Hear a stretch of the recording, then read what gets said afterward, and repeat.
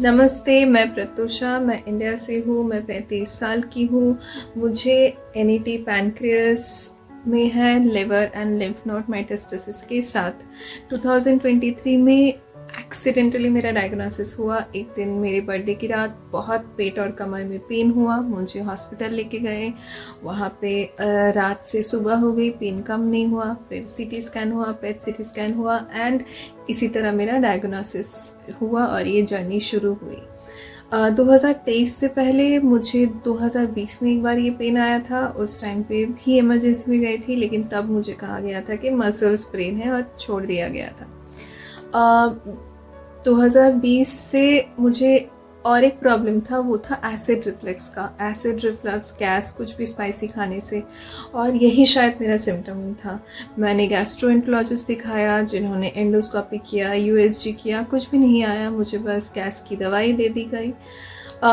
NET जैसे कि बहुत मिस डायग्नोस्टिक डिजीज़ है, तो शायद मेरे अंदर भी ये 2020 से था जो डायग्नोसिस नहीं हुआ था, नहीं पता।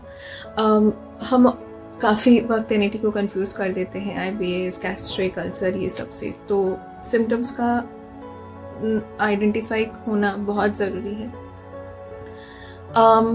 3 पीआरआईटी और 19 ऑक्टेट्राइड के बाद मैं अभी स्टेबल हूँ। मुझे nuclear medicine, surgical oncology, medical oncology, तीनों डिपार्टमेंट से मॉनिटर करते हैं। पीआरआईटी स्टॉप करना पड़ा, मेरा ब्लड काउंट थोड़ा हिट हो गया था, ड्रॉप हो गया था पीआरआईटी की वजह से।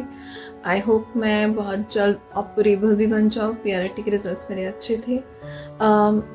एनईटी से मुझे सबसे बड़ा जो सीख मिला वो ये है कि ये बाकी कैंसर्स की तरह नहीं है, ये एक लंबी लड़ाई है। हर दिन आपको उठना है और लड़ना है। आप अगर सोचोगे गिव अप करना है तो फिर तो एनईटी से कभी नहीं जीत पाओगे।